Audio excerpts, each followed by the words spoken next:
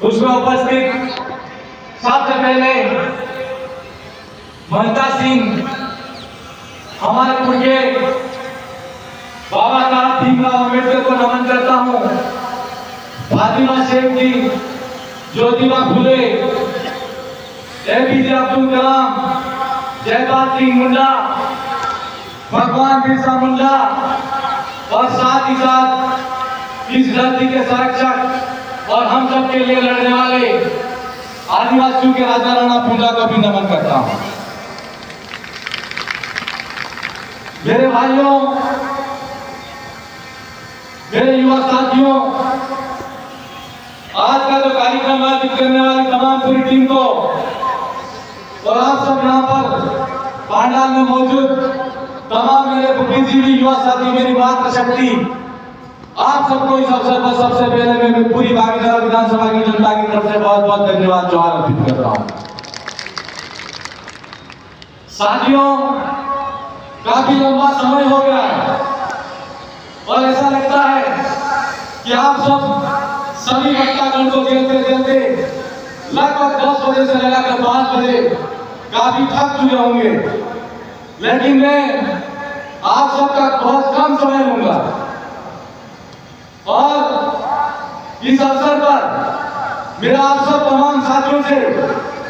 और संविधान संरक्षण बचाओ समिति के तमाम कार्यकर्ताओं से और इस देश के तमाम बहुसंख्यक समाज से मेरा सवाल है और पूछना है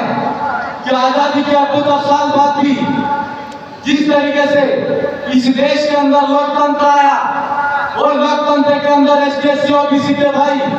दलित शोषित पीड़ित समाज के साथ में 5,000 साल पुराना इतिहास अगर उठा कर देखते हैं तो हमारे साथ में अत्याचार शोषण होता आया, उस अत्याचार शोषण से मुक्ति मिलेगी। लेकिन 78 साल बाद भी ना तो इस देश की सरकार के अंदर एसटी ओबीसी बहुसंख्यक समाज के साथ में अत्याचार शोषण हुआ, उससे मुक्ति मिली और ना ही इसका समाधान हुआ। हमको और हमारे तमाम इस मंजा सिंह तमाम भक्तगण से मेरा कहना है कि अगर हम इस समस्या का समाधान देखना चाहते हैं तो हमारे सामने 5,000 साल से हमारे मन के अंदर और मानसिकता के अंदर जो गुलामी की जंजीरों से हमारा समाज जकड़ा हुआ है, हमारा इस देश के अंदर बहुसंख्यक समाज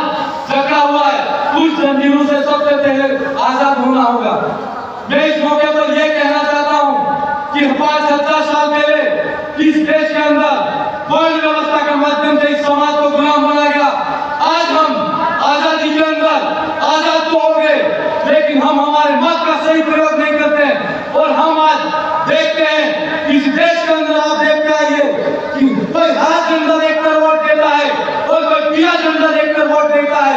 मैं इस तमाम बहुसंख्यक समाज से कहना चाहता हूँ कि इस देश के अंदर लोकतंत्र को अगर बचाना है और संविधान को अगर बचाना है तो इस नीले झंडे को देखकर हमको वोट देना होगा। मेरे भाई,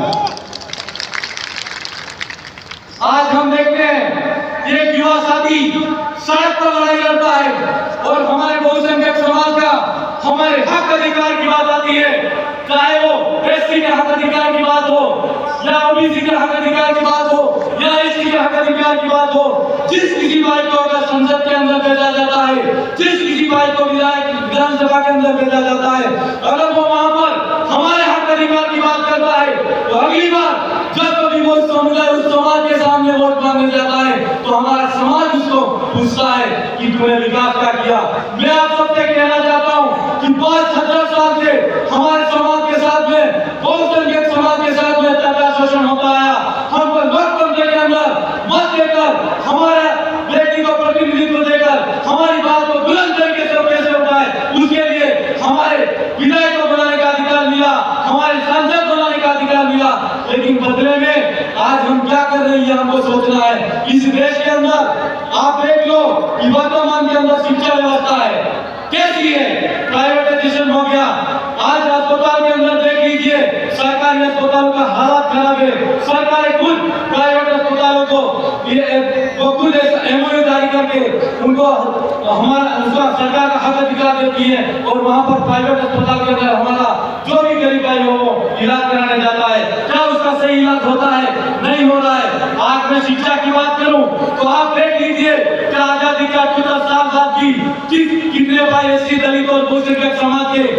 जुडिशरी डिपार्टमेंट के अंदर है, कितने भाई ब्यूरोक्रेट्स के अंदर है, कितने भाई यूनिवर्सिटी के अंदर है। और हम लोगों को सोचना होगा आज बुलंद तरीके से हमारी आवाज को उठाने वाले कितने ऐसे विधायक और कितने ऐसे सांसद हैं, किन लोगों को हमने विधानसभा के अंदर भेजा है और किन लोगों को हमने संसद के अंदर भेजा है। ये सवाल हमारे सामने है मेरे भाई। आज अगर हम बात करते हैं कि ये सारी समस्या हमारे वक्तागणों ने आप सब लोगों को बताइए, अगर इन सब समस्याओं का समाधान हम लोग ढूंढना चाहते हैं तो मैं बहुत ही कम शब्दों के अंदर आप सबसे कहना चाहता हूँ कि हम सब लोगों को जब कभी भी हमारे हक अधिकार की बात आए, जब कभी किसी बहुसंख्यक समाज के साथ मध्यस्थता शोषण की बात आए, तो हम सब लोगों को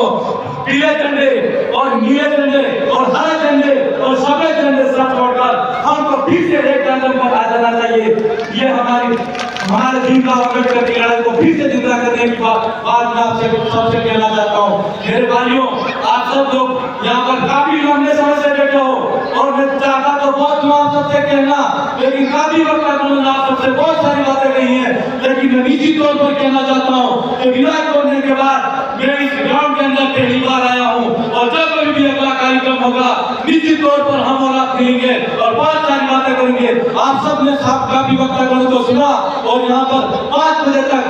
यहाँ पर इतना मुस्तैदी के साथ में बैठे, उसके लिए मैं आप सबको पूरी कार्यकारिणी की तरफ से, पूरे मंच की तरफ से और तमाम वक्तागण की तरफ से बहुत बहुत धन्यवाद जोहार अर्पित करते हुए मेरी बात को ये विराम देता हूँ। जय जोहार, जय संविधान, जय भीम, जय संविधान, जय भारत, आप सबकी है। बहुत बहुत धन्यवाद मेरे साहब, आपने जाते जाते जोश भर दिया। 5 मिनट और वक्त लगेगा, रुकिएगा। हमारे संविधान संरक्षण समिति राजस्थान के सभी सदस्यों से मैं निवेदन